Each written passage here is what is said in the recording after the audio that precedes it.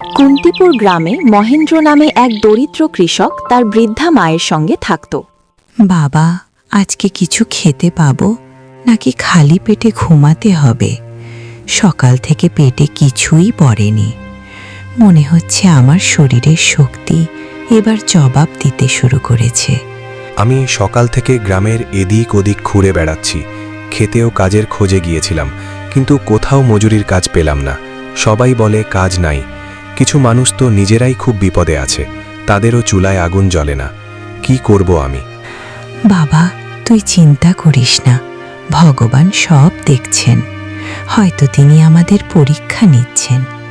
সব ঠিক হয়ে যাবে, ভগবানের ওপর বিশ্বাস রাখ।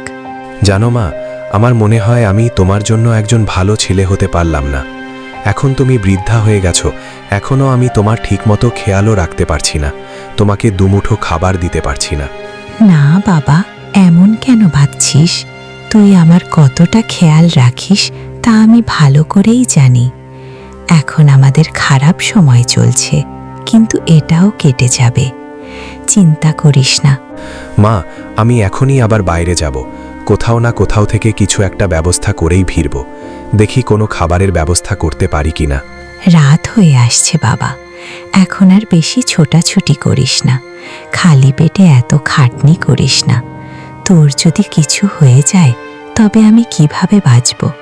তুই যাস না বাবা। তোমার আশীর্বাদ আছে আমার সাথে, আমার কিছু হবে না। তুমি শুধু আমার জন্য দোয়া করো।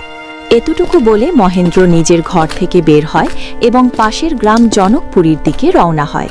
সেই মনে মনে ভাবতে থাকে, আমি তো বুঝতেই পারছি না যে আমার জীবন আসলে কবে বদলাবে, আর কবে আমি আমার বৃদ্ধা মায়ের জন্য একটা ভালো ঘর আর খাবার দিতে পারবো। হে ভগবান, তুমি আমার কোন পরীক্ষা নিচ্ছ? আমি কি আগের জন্মে বড় কোনো পাপ করছি, যার জন্য এই জন্মে তার শাস্তি দিচ্ছ? এরপর জনকপুরী গ্রামে পৌঁছানোর পর মহেন্দ্র একে একে সব ঘরের দরজা কড়া নাড়তে থাকে। প্রতিবারই সে নিজের ক্ষুধার কথা বলে এবং কিছু খাবার চায়, কিন্তু দুর্ভাগ্যবশত প্রতিটি ঘর থেকেই তাকে নিরাশ হতে হয়। কেউ বলে আমাদের কাছেই খাবার খুব কম, আবার কেউ কোনো জবাব না দিয়েই দরজা বন্ধ করে দেয়। মানুষের এমন ব্যবহার দেখে মহেন্দ্রর আশা ভাঙতে শুরু করে। মনে হয় এখানে আমাকে খাবার জন্য কেউ কিছু দেবে না। হে ঈশ্বর, এখন তুমিই আমাকে সাহায্য করো। আমি খালি হাতে গেলে আজকেও আমার মা খালি পেটে ঘুমাতে হবে। আমার দিকে মুখ তুলে তাকাও ভগবান, আর কত পরীক্ষা নিবে? এসব বলে মহেন্দ্র উদাস হয়ে বাড়ির দিকে রওনা হতে যাবে, তখনই তার নজরে গ্রামের একটি পুরনো ঘর পড়ে। সে ভাবে হয়তো এখান থেকে কিছু খাওয়ার মতো পেয়ে যেতে পারি। এতটুকু বলে মহেন্দ্র সেই বাড়ির কাছে যায় এবং দরজা কড়া নাড়ে। আওয়াজ শুনে ভেতর থেকে এক বিধবা নারী বেরিয়ে আসেন। তিনি মহেন্দ্রর দিকে তাকিয়ে জিজ্ঞাসা করলেন, জলদি লাইক করো, জলদি সাবস্ক্রাইব করো, জলদি সাবস্ক্রাইব করো, লাইক এবং সাবস্ক্রাইব করো। এখনই করো। কি ব্যাপার ভাই, এত রাতে আপনি কাকে খুঁজতেছেন? কোনো বিপদ হলো নাকি আবার? বোন, ঘরে খাবার মতো কিছুই নেই। মা ক্ষুধার্ত, আর আমিও অনেক জায়গায় গিয়েছি, কিন্তু কেউ সাহায্য করেনি। আপনিই যদি কিছু খাবার দিতেন, ভগবান আপনার মঙ্গল করবে। হ্যাঁ ভাই, কেন নয়, আসুন আগে আপনি পেট ভরে কিছু খেয়ে নিন, কারণ ঈশ্বর কাউকে ক্ষুধার্ত রাখেন না। চলুন ঘরে আসুন। সেই নারী মহেন্দ্রকে কিছু খাবার দিলেন এবং মহেন্দ্র পেট ভরে খেল। আপনাকে অনেক ধন্যবাদ বোন, আপনি আমাকে খাবার দিলেন। জানি না আমি এই ঋণ কিভাবে শোধ করব। আমি আপনার কাছে ঋণী হয়ে গেলাম। যদি কখনো আপনার উপকার করতে পারি, নিজেকে ভাগ্যবান মনে করব। ভাই, জীবনে কখনো হার মানবেন না। ঈশ্বর সবসময় তাদের সাহায্য করেন যারা পরিশ্রম করে এবং হৃদয়ে ভালো কিছু করার চেষ্টা করে। আমার দোয়া সবসময় আপনার সাথে থাকবে। আপনার জীবন খুব শীঘ্রই বদলাতে চলেছে। শুধু সততা আর পরিশ্রমের হাত ধরে রাখবেন।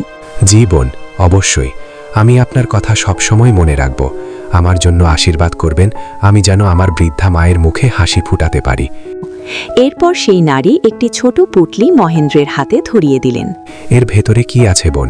ভাই, এতে আপনার এবং আপনার বৃদ্ধা মায়ের জন্য খাবার আছে। আপনি এটা বাড়ি নিয়ে যান। পরে আপনার যখন খিদা পাবে, মায়ের সাথে বসে খেয়ে নিতে পারবেন। ঠিক আছে বোন, আপনাকে অনেক অনেক ধন্যবাদ। আপনার এই ঋণ আমি শোধ করতে পারবো না। আপনি আমার অনেক উপকার করলেন। মহেন্দ্র পুঁটলিটি সামলে নিয়ে সেই নারীকে ধন্যবাদ জানিয়ে বাড়ির দিকে রওনা হলো। বাড়ি পৌঁছে সে তার মাকে ডাকল। মা, কোথায় তুমি? দেখো আমি আজকের খাবারের ব্যবস্থা করে এনেছি। এরপর মহেন্দ্র এবং তার বৃদ্ধা মা একসাথে বসে খাবার খেল। পরদিন সকালে মহেন্দ্র যখন আবার কাজের সন্ধানে বের হলো, আজও সে কোনো কাজ পেল না। সে এদিক ওদিক কাজের জন্য ঘুরছিল। তখনই তার নজর সেখানকার জমিদার হীরালালের ওপর পড়ল। মহেন্দ্র জমিদার হীরালালের কাছে গেল। মালিক, আমাকে কিছু কাজ দিন, কারণ গতকাল থেকে আমার ঘরে এক দানা শস্য নেই। আজ যদি কোনো কাজ না পাই তবে আজও আমাদের না খেয়েই থাকতে হবে। আরে না না, এমন হবে না, কারণ আমিও একজন শ্রমিকের সন্ধানেই ছিলাম। এখন যখন তোমাকে পেয়েছি তখন আমার খোঁজ শেষ হলো। আমাকে আমার খেতে কাজ করাতে হবে, কিন্তু আমি সেখানেই বসে দেখব যে তুমি ঠিকমতো কাজ করছো কিনা। ঠিক আছে মালিক, আপনি ওখানেই আমার সাথে থাকবেন। আমি কাজে কোনো ফাঁকি দিব না, সততার সাথে কাজ করব। এরপর মহেন্দ্র হীরালালের খেতে চলে গেল এবং পূর্ণ একাগ্রতার সাথে কাজ করতে শুরু করল। হীরালাল পাশের একটি গাছের নিচে বসে রইল। মহেন্দ্র দিনভর খেতে কাজ করল এবং কাজ শেষে হীরালাল সন্ধ্যায় তাকে সারাদিনের মজুরি দিয়ে দিল। জলদি লাইক করো, জলদি সাবস্ক্রাইব করো, জলদি সাবস্ক্রাইব করো, লাইক এবং সাবস্ক্রাইব করো। এখনই করো। মহেন্দ্র, আমি তোমার কাজ পছন্দ করেছি। তুমি সত্যি ভালো কাজ করছো। তুমি চাইলে কালও এখানে এসে কাজ করতে পারো, তবে কাজে কোনো ফাঁকি দিবে না। জি মালিক, কেন নয়। আমি সততা নিষ্ঠার সাথে কাজ করব, কাজে কোনো ফাঁকি দিব না, আপনি নিশ্চিত থাকতে পারেন। এরপর মহেন্দ্র বাড়ি গেল এবং সেই দিনের রেশন কিনে নিয়ে এলো। মা দেখো, আজ ভগবান আমাদের কথা শুনেছেন। আমি আজ কাজ পেয়েছি এবং এই দেখো আজকের মজুরিও নিয়ে এসেছি। এখন আমাদের না খেয়ে ঘুমানোর দিন শেষ হলো। বাবা, এ তো খুব ভালো খবর। তুই এত পরিশ্রম করলি, শেষ পর্যন্ত আজ তার ফল পেলি। ভগবান সবারই মঙ্গল করে। এরপর বৃদ্ধা মা রান্না করলেন এবং দুজনে পেট ভরে খেয়ে ঘুমাতে গেলেন। এভাবে কিছুদিন কেটে গেল। একদিন মহেন্দ্র হীরালালের খেতে কাজ করছিল। তখনই দেখল হীরালাল বিমর্ষ মনে একটি গাছের নিচে বসে আছে। মহেন্দ্র হীরালালকে উদাস দেখে জিজ্ঞাসা করতে গেল। মালিক, আজ আপনি এত উদাস কেন? কি হয়েছে? কোনো গুরুতর ব্যাপার নাকি? আমাকে বলতে পারেন, আমি দেখি কোনো কিছু করতে পারি কিনা। আরে না মহেন্দ্র, কোনো ব্যাপার না। তুমি যাও, গিয়ে নিজের কাজ করো। এ সমস্যার সমাধান তোমার দ্বারা হবে না। মালিক, পরিষ্কার বোঝা যাচ্ছে যে আপনি উদাস। আপনি আমাকে বলুন কি সমস্যা। হতে পারে আমি আপনাকে কোনো সাহায্য করতে পারি। বলুন মালিক, কি সমস্যা? না মহেন্দ্র, এই সমস্যার সমাধান কারো কাছে নেই। তুমিও এই সমস্যার কোনো সমাধান করতে পারবে না। আরে মালিক, আপনি একবার বলেই দেখুন না, হতে পারে আমি এর কোনো সমাধান বের করতে পারি। আপনার মন খারাপ দেখে আমারও কাজ করতে ইচ্ছে হচ্ছে না, আমারও কাজে মন বসবে না। দয়া করে বলুন মালিক, কি নিয়ে আপনার মন খারাপ? ঠিক আছে, তবে শোনো, আমার গ্রামের 2 জমিদার ভাই আমার পৈতৃক জমি দখল করে নিয়েছে। সেই জমি আমার কাছে খুব মূল্যবান ছিল, কারণ ওটা আমার দাদাজি আমার জন্য রেখে গিয়েছিলেন। কিন্তু তারা প্রতারণা করে গ্রামের 2 জমিদার ভাই সেই জমি হাতিয়ে নিয়েছে। আমি এর অভিযোগ পুলিশেও করতে পারছি না, কারণ পুলিশও তাদেরই পক্ষ নেয়। মালিক, আমার কাছে একটা বুদ্ধি আছে, যা দিয়ে আপনার পৈতৃক জমি আপনি ফেরত পেতে পারেন। এরপর মহেন্দ্র হীরালালকে পুরো পরিকল্পনা বুঝিয়ে বলল। মহেন্দ্রর ফন্দি শোনার পর হীরালালের তা খুব পছন্দ হলো। আহারে বাহ মহেন্দ্র, কি চমৎকার বুদ্ধি বের করেছ। যদি আমি আমার পৈতৃক জমি ফেরত পাই তবে আমি তোমাকে বড় পুরস্কার দেব। আরে না মালিক, তার কোনো প্রয়োজন নেই। আপনি নিজের কাজে যান, আর কাল থেকেই আমি এই পরিকল্পনায় লেগে পড়ব। আপনি কোনো চিন্তা করবেন না, আমি এই সমস্যার সমাধান সুন্দরভাবে করব। ঠিক আছে, তবে তাহলে তুমি তোমার পরিকল্পনা মতো কাজ শুরু করে দাও। পরদিন সকালে মহেন্দ্র সেই গ্রামের 2 জমিদার ভাই মুকেশ ও সুরেশের কাছে গেল এবং কাজ চাইল। নমস্কার শেঠজি, আমি কি আপনাদের এখানে কিছু কাজ পেতে পারি? কে তুমি? আর এখানে যে লোক লাগবে তা তোমাকে কে বলল? আরে শেঠজি, আমি একজন গরিব মজুর। প্রতিদিন কোথাও না কোথাও কাজ করে পেট চালাই। কখনো কারো খেতে কাজ করি, তো কখনো মজুর হয়ে যা পাই তাই করি। গরিব মানুষ এই করে চলতে হয়। জলদি লাইক করো, জলদি সাবস্ক্রাইব করো, জলদি সাবস্ক্রাইব করো, লাইক এবং সাবস্ক্রাইব করো। এখনই করো। সেসব তো ঠিক আছে, কিন্তু আমাদের এখানে কোনো কাজ নেই। তুমি অন্য কোথাও কাজ খোঁজার চেষ্টা করো। বলেন কি শেঠজি? আমি শুনেছি পুরো গ্রামের সবচেয়ে বড় জমিদার আপনারা, আর সবচেয়ে বড় জমি আপনাদের কাছে। তাই ভাবলাম এখানে অনায়াসেই কাজ পেয়ে যাব, তাই আসলাম এখানে কাজ করতে। না ভাই, আমাদের কাছে কোনো কাজ নেই। আমাদের আগে থেকেই অনেক মজুর আছে। তার মানে হীরালাল শেঠ আপনাদের সম্পর্কে সঠিক কথাই বলছিলেন। কি বলেছে হীরালাল শেঠ আমাদের সম্পর্কে? জলদি করে বলো। কিছু না, এমনি মুখ দিয়ে বেরিয়ে গেছে। চলি তবে, আপনাদের কাছে তো কাজ নেই, এখানে থেকে কি করব। মহেন্দ্র যখন চলে যেতে শুরু করলো তখন সুরেশ মুকেশকে তাকে থামাতে বলল, যাতে হীরালাল কি বলেছে তা জানা যায়। আরে থামো ভাই, এদিকে এসো, তোমার জন্য আমাদের কাছে একটা কাজ আছে। ডাক শুনে মহেন্দ্র তৎক্ষণাৎ তাদের কাছে ফিরে গেল। তুমি কি কাজ করতে চাও না? ধন্যবাদ শেঠজি, বলুন কি কাজ। আমি যে কোনো কাজ করতে রাজি। আসলে পেটের দায় বড় দায়, আর বাড়িতে বৃদ্ধা মা আছে। কাজ তো আমরা বলে দেব, আগে তুমি এটা বলো, হীরালাল আমাদের সম্পর্কে তোমাকে কি বলছিল? আপনাদের এখানে আসার আগে আমি হীরালাল শেঠের ওখানে কাজ করতাম, কিন্তু সে 1 নম্বরের কিপটে আর অভদ্র লোক। এত খাটুনির পরেও ঠিকমতো মজুরি দিত না। এই নিয়ে কাল তার সাথে আমার তর্ক হয়েছিল। তারপর কি হলো? কি বলল সে আমাদের নামে? জলদি বলো। হলো এই যে, যখন হীরালাল শেঠের সাথে আমার ঝগড়া হচ্ছিল, তখন সে আমাকে বলল তার চেয়ে বেশি মজুরি পুরো গ্রামে কেউ দেবে না। তখন আমিও তেজের সাথে বলে দিলাম যে গ্রামের সবচেয়ে বড় জমিদার মুকেশ শেঠ আর সুরেশ শেঠের চেয়ে বেশি মজুরি কেউ দেয় না, তাই তো তাদের ওখানে সবসময় কাজ করার জন্য ভিড় লেগে থাকে। আমি ওখানে কাজ করব, আপনার কাছে আর কাজ করব না। আমি কি ঠিক বলিনি শেঠজি? আরে হ্যাঁ ভাই, হ্যাঁ, আসলে আমরাই গ্রামের সবচেয়ে বড় জমিদার, তাই আমাদের কর্তব্য হলো প্রতিটা মজুরকে তার কাজ অনুযায়ী সঠিক মজুরি দেওয়া, এবং কি আমরা মজুরদের সবচেয়ে বেশি মজুরি দেই। বাহ, কি দারুণ কথা বলেছেন শেঠজি। হীরালাল লোকটা খুব খারাপ, কাজ শেষে ঠিকমতো টাকা দেয় না। আমার মনে হয় হীরালাল শেঠ আপনাদের মতো কখনো ভাবতে পারবে না। ওনার মাথায় আপনাদের মতো এত বুদ্ধি নাই। আচ্ছা শেঠজি, এবার আমার কাজটা বলে দিন তো, আমিও কাজে লেগে পড়ি। মুকেশ আর সুরেশ দুজনেই মহেন্দ্রর মিষ্টি কথায় ভুলে গেল এবং তাকে নিজেদের খেতে কাজের সুযোগ দিল। মহেন্দ্র কাজ শুরু করলো এবং বাকি মজুরদের চেয়ে অনেক বেশি পরিশ্রম করতে লাগলো। সে সময়ের আগে আসতো এবং সবার যাওয়ার পর বাড়ি ফিরত। তার পরিশ্রম দেখে দুই ভাই নিজেদের মধ্যে কথা বলতে শুরু করে। সুরেশ ভাই, এই মহেন্দ্র তো খুব পরিশ্রমী, ও একাই 4 জনের কাজ করে দেয়। ভালোই হয়েছে সেই দিন ওকে আমরা আটকে নিয়েছিলাম। কি বলো তুমি? জলদি লাইক করো, জলদি সাবস্ক্রাইব করো, জলদি সাবস্ক্রাইব করো, লাইক এবং সাবস্ক্রাইব করো। এখনই করো। হ্যাঁ ভাই, তুই ঠিকই বলেছিস। ও খুব পরিশ্রমী আর সৎও বটে। আজকালকার দিনে এমন মানুষ পাওয়া খড়ের গাধায় সুই খোঁজার মতো। ভালোই হলো ওই দিন আমরা একে কাজের জন্য নিয়েছিলাম। এমন পরিশ্রমী সৎ ভালো মানুষ সহজে পাওয়া যায় না। এভাবেই কিছুদিন চলল। এক রবিবার সকালে মুকেশ ও সুরেশ ক্ষেত পরিদর্শনে গেল। তারা গিয়ে দেখল মহেন্দ্র রবিবারেও কাজ করছে। আরে মহেন্দ্র ভাই, রবিবারের দিনেও তুমি কাজ করছো? আজ তো বিশ্রাম নিতে পারতে। এত পরিশ্রম করলে অসুস্থ হয়ে যাবে তো। বিশ্রাম? ওটা আবার কি শেঠজি? আমি একা আমার বৃদ্ধা মায়ের সাথে থাকি। বাড়িতে একা বসে কি বিশ্রাম করব? তাই সকালেই চলে আসি আর কাজে লেগে পড়ি। এতেই আমার মন ভালো থাকে। গরিব মানুষ আমি, কাজ করেই খেতে হবে, তাই কাজ করি। কাজ করতে আমার ভালো লাগে। তুমি সত্যিই খুব পরিশ্রমী মানুষ। এক কাজ করো, আজ কাজ থাক, যাও বাড়ি গিয়ে আরাম করো। আজকে আর কাজ করতে হবে না। না শেঠজি, তার প্রয়োজন নেই। আপনারা যান, আমি ঠিক আছি। কাজ করাই আমার পছন্দ। মুকেশ আর সুরেশ ক্ষেত মহেন্দ্রর ভরসায় রেখে চলে গেল। পরদিন সকালে যখন তারা খেতে এলো, দেখলো সেখানে পুলিশ দাঁড়িয়ে আছে। পুলিশ দেখে তারা দৌড়ে এলো। কি হয়েছে ইন্সপেক্টর সাহেব? এখানে কি করছেন? আমরা তো আগেই এই জমির আসল কাগজপত্র বড় ইন্সপেক্টরকে দেখিয়ে দিয়েছিলাম। তাহলে আপনি এখানে কেন এসেছেন?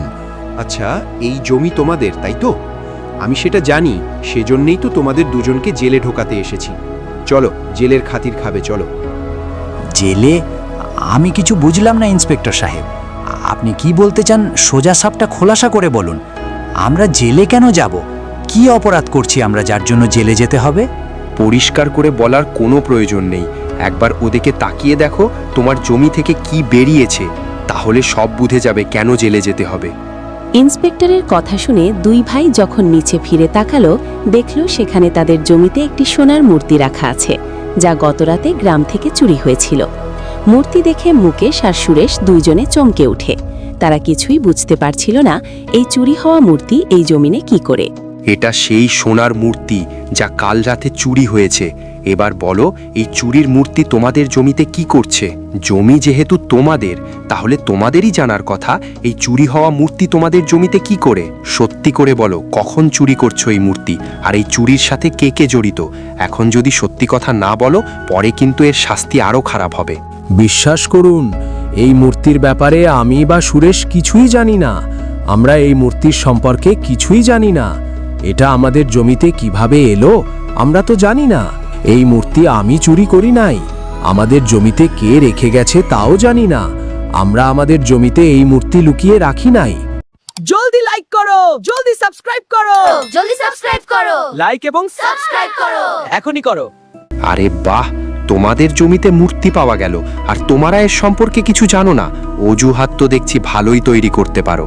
এখন আর অজুহাত দিও না, আমরা সব বুঝে গেছি। তোমরা আগে গ্রামে চুরি করো আর তারপর নিজের জমিতে লুকিয়ে রাখো। না থানাদার সাহেব, আমরা কিছু করিনি, আর এই মূর্তির সম্পর্কে কিছুই জানি না। জমিতে এসব কোথা থেকে এলো আমরা জানি না। এসব চক্রান্ত, আমাদের ফাঁসানো হচ্ছে। বিশ্বাস করুন, আমরা এই সোনার মূর্তি চুরি করি নাই। চমৎকার, নিজের জমি থেকে চোরাই মাল বেরোতেই কথা পাল্টে ফেলছো। জমি তোমাদের, জমিতে মূর্তি অন্য কারো হবে, সেটাও তো তোমাদের হবে, নাকি ভূতে এসে মূর্তি রেখে গেছে? ঠিক এই বিপদ থেকে বাঁচার জন্য দুই ভাই ফোন দিয়ে আঁটতে শুরু করলো। আরে শেঠজি, পুলিশ কেন এসেছে? কিছু হয়েছে কি?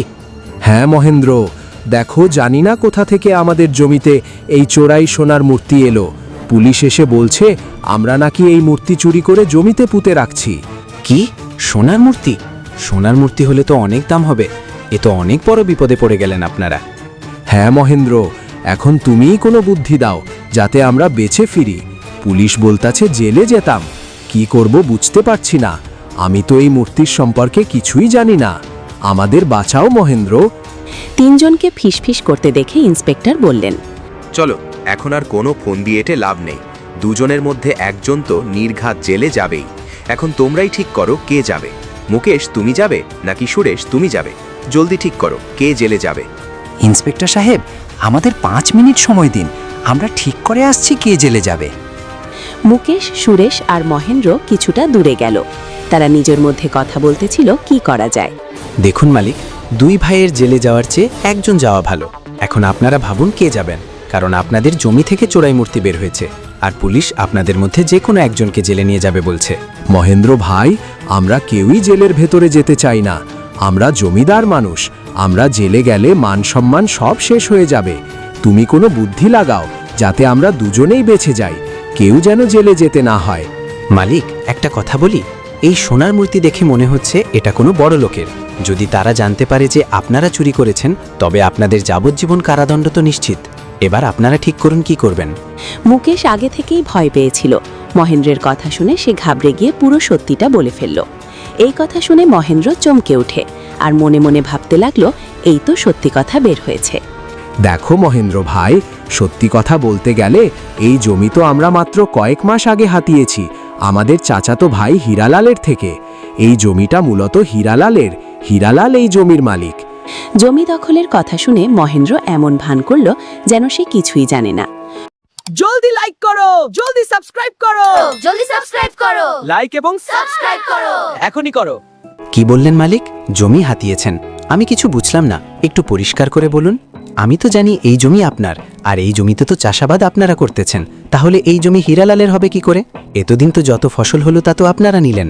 মুকেশ জমি দখলের পুরো কাহিনী মহেন্দ্রকে খুলে বলল।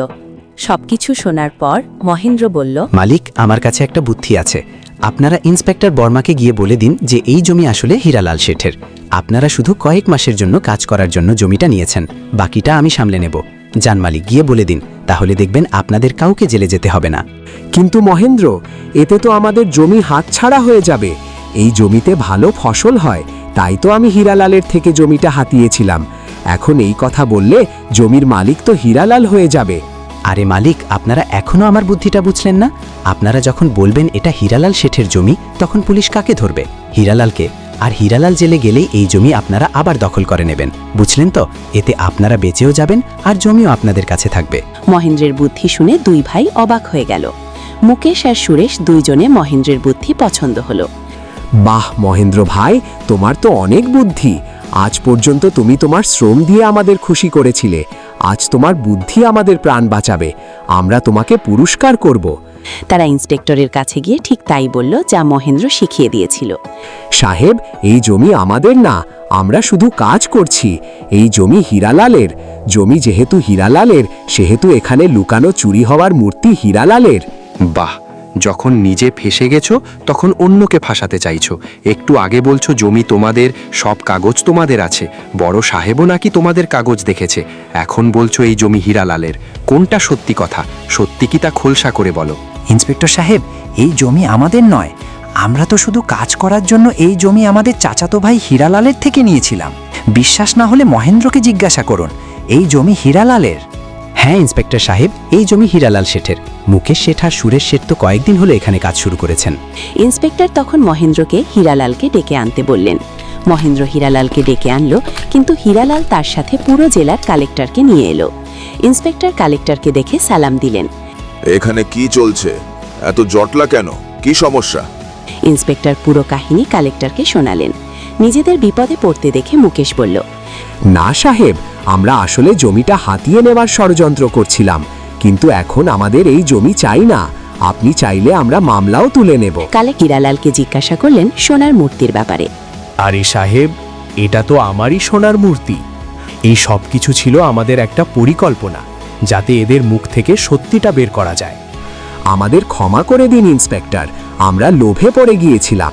জলদি লাইক করো, জলদি সাবস্ক্রাইব করো, জলদি সাবস্ক্রাইব করো, লাইক এবং সাবস্ক্রাইব করো। এখনই করো। আমরা আর কখনো এমন ভুল করব না, আর জমিটাও হীরালাল ভাইকে ফিরিয়ে দেব। ভুল তো তোমরা করেছো, তার শাস্তি তো পেতেই হবে। মুকেশ আর সুরেশ ক্ষমা চাইতে শুরু করলো। হীরালাল তাদের ক্ষমা করে দিল এবং ইন্সপেক্টরকে অনুরোধ করে মামলা তুলে নিল।